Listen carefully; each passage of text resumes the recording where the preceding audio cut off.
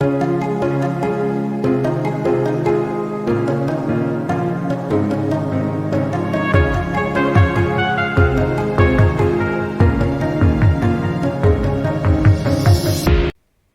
morning, everyone, and welcome to episode 94 of Words of Wisdom.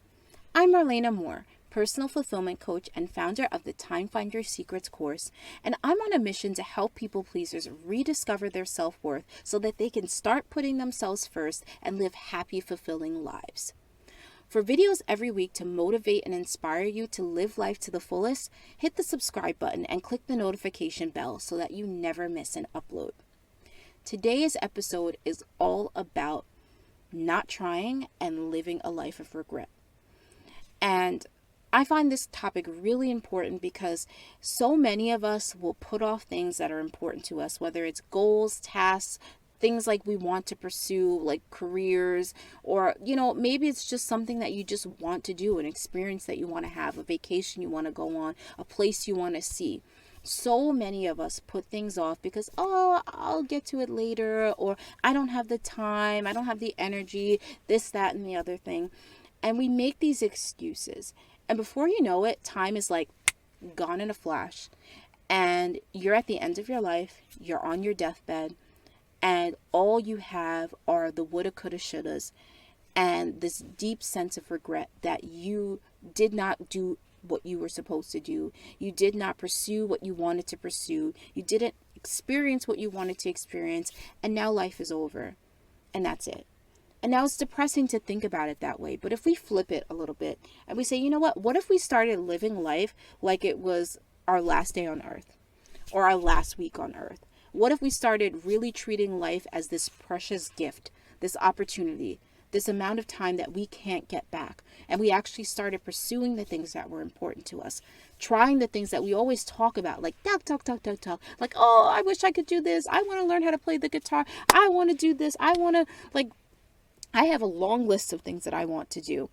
And I want to make sure that when I reach that point where I'm old and decrepit and I'm about ready to kick the bucket, that I've actually done my best to complete that bucket list. You know what I'm saying? I don't want to say bucket list, but like I've done my best to live my life to the fullest, and I pursued the goals that I wanted to pursue, and I've had the experience that I wanted to experience, and I don't feel like I didn't live my life as fully as possible. I don't want my circumstances to hinder me. And my circumstances are an obstacle. They are a barrier that does prevent me from doing a lot of things right now. But that's what I'm working on. I'm working on improving my circumstances so that I can freely go where I want to go. I can go on vacation if I feel like it. I can have this beautiful apartment space that I don't have to share with others.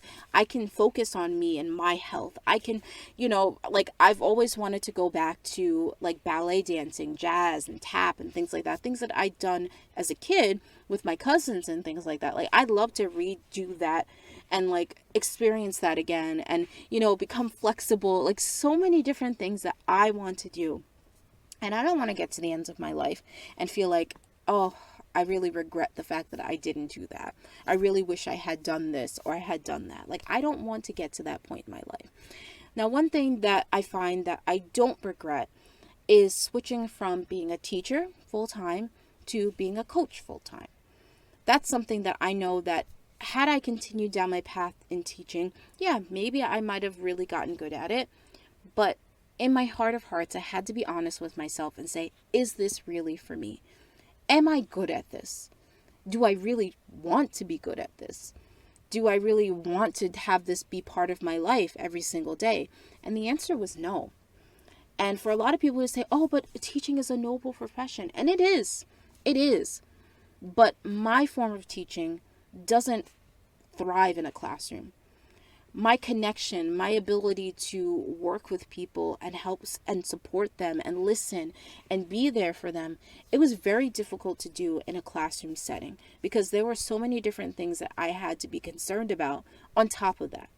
And maybe I would have been better suited as a guidance counselor, someone to support and guide and mentor and really just kind of help the students to kind of make their way through their school life and even and navigate their personal lives and things like that. But Teaching in a classroom was just not the thing I was meant to do. And I had to make that choice. And I don't regret a single day that I spent in the classroom because I learned valuable teaching skills. I learned to be in front of a classroom of like 16 to 17 students, and for most teachers probably laugh at me because it's probably like they probably had like 30 plus students and so on and so forth, 40 plus students maybe. But that was big for me because you have to remember, as I mentioned in previous videos, I was a shy, introverted person who hated doing presentations. So it's like, imagine going from being that to being a teacher. And trust me, I used to get really, really nervous, but I didn't look it on the outside. People wouldn't know. They'd be like, oh, yeah, you're fine. You're so confident. I'm like, if you were inside my body, you wouldn't think so. You wouldn't think so at all.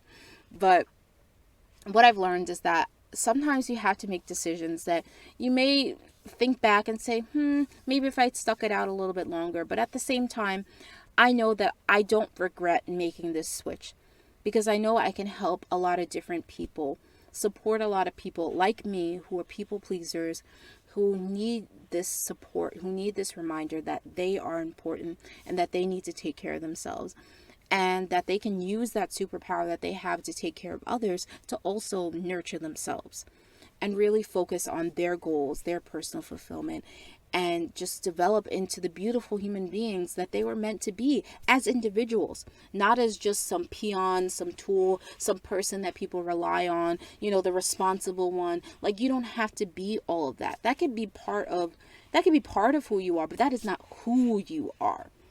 Who you are as an individual comes down to what makes you happy, what fulfills you.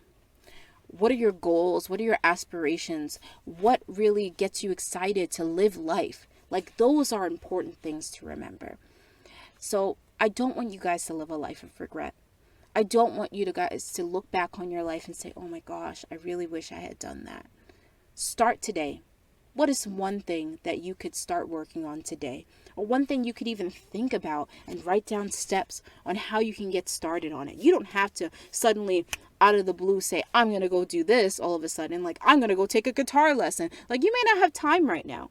But maybe if you make a plan, okay, hey, I'm going to research some guitar teachers that are near me and like see if they fit in my schedule and things like that. Like, you could start to think in that way and start to make small changes and then actually go to those lessons and actually just learn the skills, maybe pick up an online course to kind of supplement, going in person to a guitar teacher or attending a class or things like that. But all this to say, go out there and pursue your goals and don't live a life of regret. Don't let fear hold you back. Don't let what other people say hold you back. Live life purposely. Live life so that you can feel happy and fulfilled and joyful on a regular basis. Now, before I go, I want to ask you guys, what's one thing you might regret not doing? Think about it. What's one thing that you might regret not doing? I think honestly, if I didn't take a shot on my business, I definitely would have regretted it. If I gave up after I flopped and failed and I went back to teaching, or I went back to doing a regular job, or I went back to delivering groceries and sweating like a pig, carrying all these heavy things, or pushing carts and going up and down stairs, like, I don't regret doing what I do today. I don't regret the choices that I made up until this point. Yes, they may have been painful choices. Maybe they may not have been the smartest, but they have formulated who I am today. And I don't regret a single thing. But I want to know from you guys. Let me know in the comments. What's one thing you might regret not doing? Let me know. I want to connect, interact with you guys. As always, like, subscribe, share this video with family members.